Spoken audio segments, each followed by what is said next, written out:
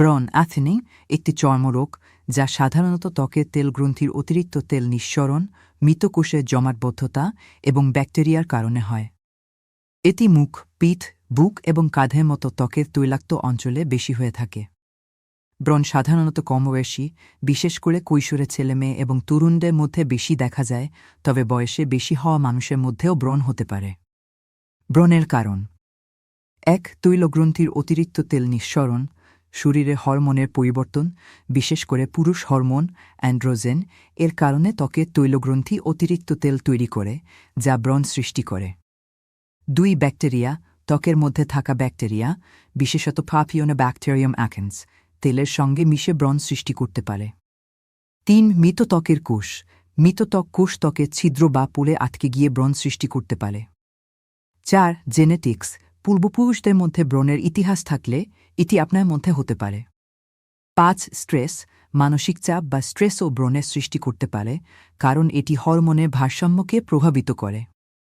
৬. খাদ্যাভ্যাস, অতিরিক্ত চিনি, চর্বিযুক্ত খাবার বা দুধজাত খাবার ব্রণের সৃষ্টি বাড়াতে পারে, যদিও এটি প্রত্যেকের জন্য একেবারে প্রমাণিত নয়। ব্রণের ধরন: ১. কমেডন, সাদা দাঁত ওয়েট হেডস এবং কালো দাঁত ব্ল্যাক হেডস, যা ত্বকের পুড়ে তেল ও মৃত কোষ জমে সৃষ্টি হয়। ২. পাপুল, লাল ফুলে ওঠা ছোট ছোট ক্ষত, যা প্রাথমিকভাবে ত্বকে প্রদাহ সৃষ্টি হয়। ৩. পুস্চুল, পাপুলের উপরে পুজ ফাস জমে যাওয়া ব্রণ। ৪. নোডুল, গভীর, কঠিন এবং ব্যথাযুক্ত ব্রণ, যা ত্বকের নিচে থাকে। ৫. কিস্ট, বড় ব্যথাযুক্ত ব্রণ যা পুরোটাই পুজে পূর্ণ থাকে এবং সাধারণত দাগ রেখে যায়। ব্রণের চিকিৎসা: ১. টপিক্যাল ক্রিম, অ্যান্টিবায়োটিক, রেটিনয়েড বা স্যালিসাইলিক অ্যাসিড সম্মিলিত ক্রিম ব্যবহার করা যেতে পারে। ২.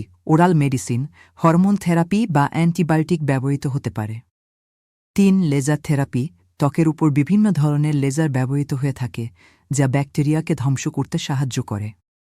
৪. ব্রণ বিরতি সাবান ও স্কিন কেয়ার পণ্য, সঠিক স্কিন কেয়ার পণ্য ব্যবহার করাও সহায়ক হতে পারে।